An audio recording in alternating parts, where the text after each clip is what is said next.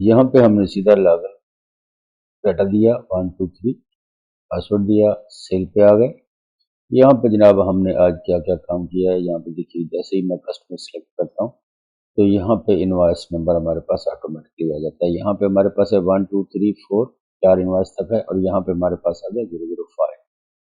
और जनाब यहाँ पे जैसे ही हम आइटम सेलेक्ट करते हैं तो इसकी रिलेटेड प्राइस यहाँ पे शो हो गई। अब यहाँ पे जनाब मैं कुछ एंट्री करता हूँ। यहाँ पे मैं कर देता हूँ 10, क्वांटिटी और डिस्काउंट हम कर देते हैं 0। इसको ऐड करते हैं। जैसे ही ऐड किया तो यहाँ पे आ गया हमारे पास 005 इनवॉइस नंबर। यहाँ पे इनवॉइस नंबर 5 का डाटा आ गया हमारे पास जनाब। तो यहाँ पे इसकी डिटेल आ गई, इनवॉइस, कस्टमर और आइटम, क्वांटिटी, प्राइस, डिस्काउंट और टोटल। और यहाँ पे मैं ये जो आइटम मैंने सेलेक्ट की थी ऑरेंज को मैं दोबारा लेता हूँ। इनवॉइस नंबर देखिए यहाँ पे चेंज नहीं हुआ, वही है क्योंकि नेम हमारे पास अभी तक वही है, हमने नेम चेंज नहीं किया। तो 10 इसमें हम और ऐड कर देते हैं। डिस्काउंट में करता हूँ 0। अब जैसे ही मैं ऐड करता हूँ तो देखिए न्यू आइटम हमारी ऐड नहीं हुई। यहाँ पे क्वांटिटी हमारी होगी 20 और यहाँ पे भी जनाब हमारी क्वांटिटी जो है 20 हो गई, यानी कि उसने रिकग्नाइज कर लिया, पहचान लिया कि ऑरेंज ऑलरेडी है, तो ऑरेंज में ही उसने इसको ऐड कर दिया इस कस्टमर के साथ इस इनवॉइस नंबर में। अब यहाँ पे मैं और आइटम इसमें ऐड करता हूँ, इसकी क्वांटिटी करता हूँ 1, डिस्काउंट कर देता हूँ 0, इसको भी ऐड कर दिया। इसी तरह नेक्स्ट आइटम हम ऐड कर लेते हैं, इसकी 2 क्वांटिटी कर देते हैं, डिस्काउंट कर देते हैं 0, ये भी ऐड कर दिया। और उसके बाद वाटर आ गया, इसकी क्वांटिटी हम 5 कर देते हैं, डिस्काउंट हम कर देते हैं 2, एक कर दिया। ठीक है, एक और आइटम हमारे पास ऐड की हुई है तो इसको भी हम ऐड कर लेते हैं। यहाँ पे इसकी क्वांटिटी 5 कर दी, डिस्काउंट हम कर देते हैं इसका 20, ऐड किया। तो देखिए जनाब हमारे पास आइटम आ गई 5, 5 आइटम आ गई हमारी इस कस्टमर के साथ इस इनवॉइस नंबर में। अब एज सुन एज जैसे ही मैं यहाँ फाइंड पे क्लिक करता हूँ तो यहाँ पे हमारे पास ये 5 इनवॉइसेज हैं। ठीक है, अब मैं सबको इसको सिलेक्ट नहीं करता, पहले आपको दिखाता हूँ। यहाँ तक 5 इनवॉइस नंबर दिखाई दे रहा है, यहाँ पे भी हमारे पास 5 इनवॉइस है। एज सुन जैसे ही मैं यहाँ से कस्टमर चेंज करता हूँ तो यहाँ पे इनवॉइस नंबर चेंज हो गया और आपका लिस्ट बॉक्स जो है वो क्लियर हो गई। अब यहाँ पे कोई और आइटम ऐड कर लेते हैं, ये वाली आइटम हम ऐड कर लेते हैं, क्वांटिटी में से करते हैं ये वाली। अब जैसे ही हमने यहाँ पे नेक्स्ट इनवॉइस ऐड की इस बंदे के साथ तो यहाँ पे ऑटोमेटिकली आपकी ऐड होगी। देखिए अब जब एक बार इसको हम क्लिक करेंगे तो ऊपर वाला डाटा ये सारा क्लियर कर देगा। दोबारा जब आप इसको सिलेक्ट करेंगे तो यही डाटा यहाँ पे डिस्प्ले हो जाएगा आपका इस शीट में। ये डाटा शीट से लेगा और आपको दिखाएगा यहाँ पे इसमें लिस्ट बॉक्स में। अब इनवॉइस नंबर 5 में सेलेक्ट करता हूँ तो इनवॉइस नंबर 5 का डाटा जितना भी है आपका देखिए यहाँ पे इसमें शो हो गया। अब कोई और दूसरी इनवॉइस में ले लेता हूँ तो उसका डाटा यहाँ पे इसमें डिस्प्ले कर दिया। ये कस्टमर है, इनवॉइस नंबर 3 को लिया तो इसका शो कर दिया, 2 को लिया तो इसका शो कर दिया, 1 को लिया तो इसका शो कर दिया। ठीक है, अब जैसे ही मैं यहाँ से कस्टमर सेलेक्ट करूँगा एक दफ़ा ये वाला नीचे वाला डाटा क्लियर करेगा। दोबारा यहाँ पे जनाब कोई कस्टमर आप ले लें, नेक्स्ट इनवॉइस नंबर यहाँ पे आ गया और डेट पे आ गई। जैसे ही आप यहाँ पे कोई भी आइटम सेलेक्ट करेंगे तो ये ऊपर वाले तीनों आपके बॉक्सेज जो है क्लियर हो जाएंगे, यहाँ से भी क्लियर हो जाएगा। अब कोई एक आइटम सेलेक्ट कीजिए, इनवॉइस नंबर, जैसे ही इनवॉइस नंबर सेलेक्ट किया तो उसका डाटा यहाँ पे सारा डिस्प्ले हो गया। ये किस लिए, यहाँ पे किसी भी आइटम पे आप डबल क्लिक करेंगे तो उसका डाटा रिलेटेड फील्ड्स में चला जाएगा, वहाँ से आप इसको ऐड, अपडेट, ऐड या अपडेट कुछ भी कर सकते हैं। ठीक है, तो शुरू करते हैं आज की वीडियो कि हमने यहाँ तक ये फंक्शन इसके कैसे क्रिएट किए हैं। जो वीडियो शुरू करने से पहले अगर अभी भी आपने ज्वाइन किया तो एक्सपर्ट चैनल को सब्सक्राइब करना नहीं भूलिएगा। शुरू करते हैं आज की वीडियो कि हमने इसकी कोडिंग कैसे की है यहाँ तक की। तो जनाब यहाँ पे हम इस फॉर्म को एक बार दोबारा आपको रन करके दिखाते हैं। अब देखिए हमने कस्टमर को सिलेक्ट किया तो यहाँ पे ऑटोमेटिकली इनवॉइस नंबर हमारा डिस्प्ले नहीं हुआ। ठीक है, जस्ट ये आइटम हमारी जो है ये पॉपुलेट है। अब यहाँ पे फाइंड भी क्लियर है, लिस्ट बॉक्स में भी कुछ नहीं है। अब यहाँ पे आइटम अगर चेंज करते भी जाएँ तो कुछ भी यहाँ पे डिस्प्ले नहीं होता। तो सबसे पहले हमने क्या काम करना है कि हमने ये जो हमारा है customer CMB command button combo box, तो इसको हमने पॉपुलेट करना है। ठीक है, तो यहाँ पे मैं इसको क्लोज करता हूँ।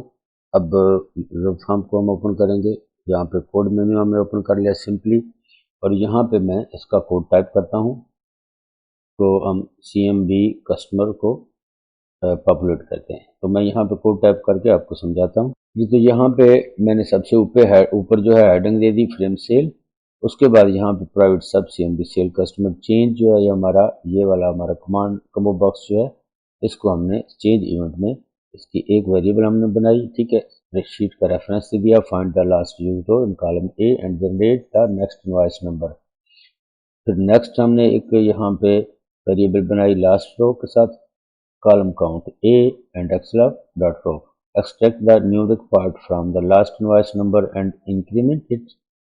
उसके बाद फिर एक वेरिएबल हमने बनाई और फिर जनाब इसको हमने बताया कि जो हमारी इनवॉइस नंबर है वो कहाँ से स्टार्ट होगी, एस से स्टार्ट होगी, और फॉर्मेट क्या होगा, हमने यहाँ पे इसको फॉर्मेट बता दिया 000 के साथ।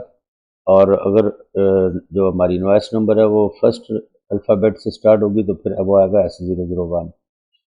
और उसके बाद क्या जी, LST cell clear me.txt cell dot date value यहाँ पे डिस्प्ले हो जाए और CMB cell find dot value जो है वो एम्प्टी हो जाए इसके साथ, जैसे ही ये चेंज हो, ठीक है। एक बार फॉर्म को हम रन करते हैं दोबारा, यहाँ पे फॉर्म को रन किया, कोड दिया, इसको पासवर्ड, कस्टमर पे आ गया। अब जैसे ही हम यहाँ पे फर्स्ट कस्टमर कोई भी सिलेक्ट करते हैं, देखिए यहाँ पे इनवॉइस नंबर 0 कोई भी डाटा नहीं है तो इनवॉइस नंबर 1 आ गई। अब यहाँ तक तो हमारा काम हो गया। अब चलते, ये देखिए ये अब तक क्लियर है, इसमें कुछ भी नहीं है। अब चलते हैं इससे नेक्स्ट पार्ट जो हमारा है वो ऐड अपडेट का है, तो इसकी कोडिंग स्टार्ट करते हैं।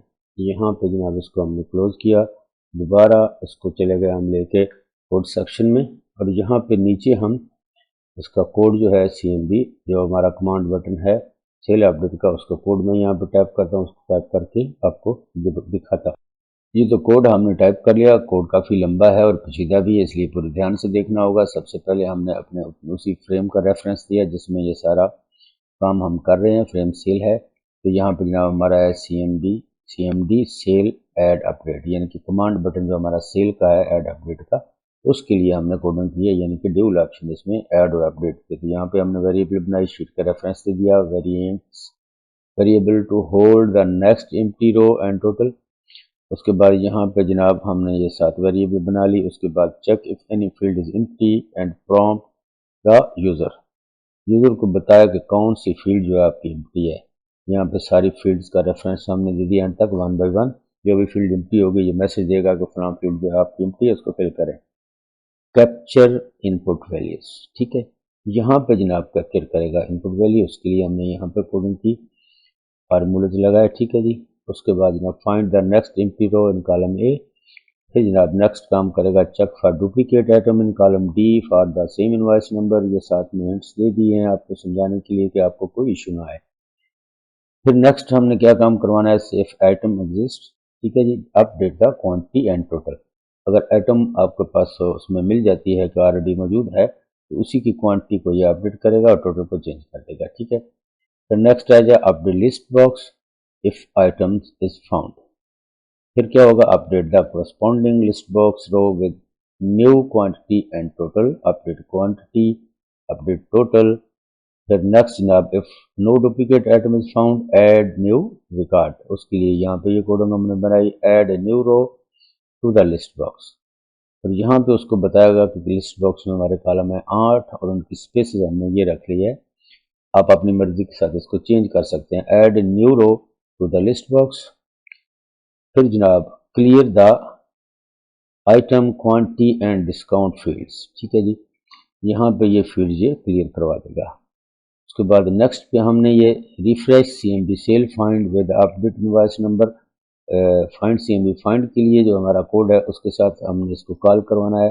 पॉपुलेट CMB बॉक्स वो नीचे है, वो साथ वो उसकी कोडिंग में साथ में आपको दिखाता हूँ। तो ये नीचे जनाब हमने इसके लिए ये जो हमारा कॉल करवाया हमने पॉपुलेट CMB सेल फाइंड को, तो उसकी कोडिंग मैंने यहाँ पे की है। इसके लिए हमने 4 वेरिएबल बनाई, set the invoice worksheet number, create a directory to store create a dictionary to store unique invoice numbers, define range for invoice number column A in the invoice sheet, clear the CMB sale find before populating, loop through the invoice number and add only unique ones to the combo box, add unique number invoice number, ठीक है जी। यहाँ पे ये वाला जो है हमने इसको कॉल करवा लिया ऐड अपडेट के साथ कि जैसे ही कोई नया डाटा हम ऐड करें तो उसका इनवॉइस नंबर जो ऑटोमेटिकली हमें CMB फाइंड जो है उसमें डिस्प्ले हो जाए, CMB सेल फाइंड में।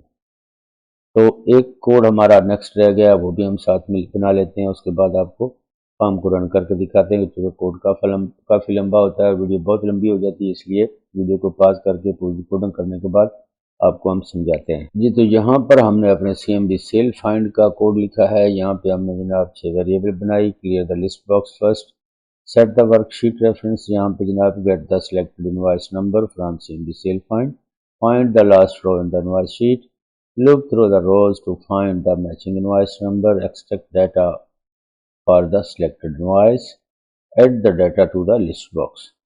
और यहाँ पे जनाब उसको डिटेल दे दी कि कॉलम 1 में डेट, 2 में इनवॉइस नंबर, 3 में कस्टमर, 4 में आइटम, 5 में क्वांटिटी, 6 में प्राइस, 7 में डिस्काउंट, 8 में टोटल। और लास्ट पे क्या करेगा तो clear the item, quantity and discount fields, in fields को जो हमारी हैं इनको क्लियर कर देगा इस डेटा को वहाँ पे डिस्प्ले करवाने के बाद, क्योंकि बाद में हमने उसको ऐड अपडेट करना है तो वो फील्ड्स हमारी क्लियर होंगी, उसमें कंफ्यूजन नहीं होगी। अब एक काम हमारा और रह गया है, वो क्या रह गया है कि हमने जाना है, इसको यहाँ से क्लोज करते हैं, यहाँ पर राइट क्लिक करके व्यू कोड पे आ जाते हैं, सीधा यूजर फॉर्म इनिशियलाइज के। यहाँ पे हमने जो हमारा CMD सेल फाइंड है उसको हमने इनिशियलाइज करवाना है यूजर फॉर्म के साथ। तो जनाब हमने यहाँ पे इसको पॉपुलेट कर लिया, CMD cell find with unique invoice numbers from the invoice sheet. यहाँ पे 3 वेरिएबल बनाई, set the sheet invoice worksheet, create a dictionary to store unique invoice number, define range for invoice number column A in invoice sheet, clear the CMD sale find before populating, loop through the invoice number and add only unique ones to the combo box। ये जनाब हमने इसको populate कर लिया। अब यहाँ पे देखिए, यहाँ ये जो हमारा है पॉपुलेट CMD सेल फाइंड, ये भी हमारा यहाँ पे साथ में इसकी भी यहाँ पे दे देता हूँ, ये है हमारा फ्रेम सेल के साथ अटैच, ठीक है जी। इसको भी मैं अब सेव करता हूँ, एक बार हम फॉर्म को रन करते हैं, देखते हैं कुछ रह तो नहीं गया। यहाँ पे जनाब हमने कोड पासवर्ड दे दिया, लॉगिन, सीधा सेल पे आ गए। अब यहाँ पे जनाब हम सिलेक्ट करते हैं कस्टमर नेम, जैसे सिलेक्ट किया तो इनवॉइस नंबर आ गया। यहाँ पे जनाब हम कोई भी आइटम सेलेक्ट कर लेते हैं, इसकी क्वांटिटी हमने 20 दे दी, डिस्काउंट दे दिया 0, ऐड पे क्लिक किया तो जैसे ही ऐड पे क्लिक किया देखिए यहाँ पे इनवॉइस नंबर का पूरा डाटा यहाँ पे आ गया, उसने साथ में मल्टीप्लाई भी कर दिया, मानो 50 multiply by 20 is equal to 3000, payable यहाँ पे भी टोटल आ गया। अब यहाँ पे यही आइटम हम दोबारा ले लेते हैं, 20 क्वांटिटी किया तो 15 और हम यहाँ पे ऐड कर लेते हैं, यहाँ पे 0 किया, ऐड किया तो देखिए इसी को उसने 35 कर दिया, क्वांटिटी को अपडेट कर दिया, यहाँ पे टोटल भी हमारा अपडेट हो गया। दोबारा कोई और आइटम हम ले लेते हैं इसी इनवॉइस के साथ, तो यहाँ पे क्वांटिटी 20, डिस्काउंट 0 ऐड कर दिया। एक और नई हम यहाँ पे आइटम ले लेते हैं, यहाँ पे जनाब 25 इसकी आइटम कर देते हैं 24, डिस्काउंट कर देते हैं 0, इसको भी ऐड कर दिया। और यहाँ पे जनाब हम वाटर ले लेते हैं, इसकी क्वांटिटी हम कर लेते हैं 10, डिस्काउंट कर देते हैं 0, इसको भी ऐड कर दिया। एक और क्वांटिटी हम ले लेते हैं, आइटम ले लेते हैं यहाँ पे चेयर, क्वांटिटी 1 कर देते हैं, डिस्काउंट कर देते हैं 0, इसको भी ऐड कर दिया। तो ये देखिए हमने इनवॉइस नंबर 1 में 5 आइटम जो है उनको ऐड कर लिया, ठीक है। अब जैसे ही मैं यहाँ से कस्टमर चेंज करूँगा तो इनवॉइस नंबर चेंज हो जाएगा और आपकी लिस्ट बॉक्स क्लियर होगी। यहाँ पे कोई और डाटा हम ले लें, इसी इनवॉइस का एक डाटा हम ले लेते हैं, ऐड कर दिया। अब यहाँ पे फिर हम कस्टमर चेंज करके देख लेते हैं, देखिए ऑटोमेटिक इनवॉइस नंबर चेंज हो गया। यहाँ पे जनाब हम क्वांटिटी ले लेते हैं 40, यहाँ पे जनाब डिस्काउंट कर देते हैं 30।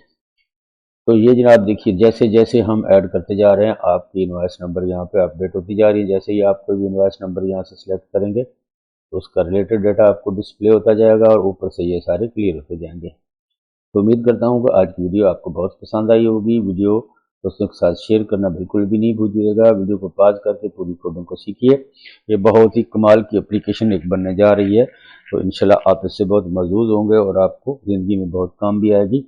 अब देखिए यहाँ पे हमने इसके क्या काम करना है, ये हमने ऐसे क्यों बनाया है। देखिए जैसे कोई भी फाइंड पे क्लिक करते हैं तो इनवॉइस नंबर आ जाती है। फर्ज करो इस इनवॉइस में हमने क्लिक करना है, काम करना है इसमें, तो यहाँ पे जनाब हमारे पास ये आ गई हैं इस बंदे की 5 आइटम हैं, ठीक है।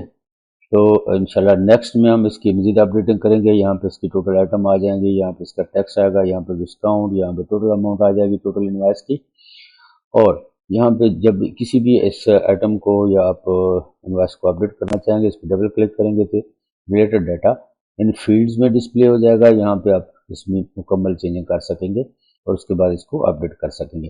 जैसे अभी देखिए एंटिटीज हैं, तो मैं अपडेट पर क्लिक करता हूँ तो please fill in the cell date. सबसे पहले वगैरह सेल डेट इसमें नहीं है। अब देखिए यहाँ पे मैं कस्टमर सेलेक्ट करता हूँ। एज सोन एज जैसे ही कस्टमर सेलेक्ट किया तो इनवॉइस नंबर ऑटोमेटिकली यहाँ पे डिस्प्ले हो गई।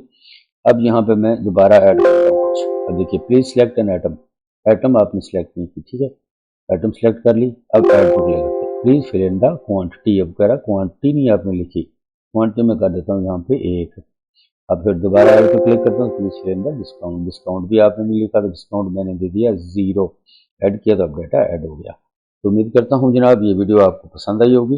तो मिलते हैं फिर इसके नेक्स्ट पार्ट में। लेकिन जाने से पहले चैनल को सब्सक्राइब करना नहीं भूलिएगा। कमेंट सेक्शन में जाके अपनी कीमती राय से भी ज़रूर हमें आगाह कीजिएगा। तो इंशाल्लाह मिलते हैं फिर इसके नेक्स्ट पार्ट में। तब तक के लिए अल्लाह।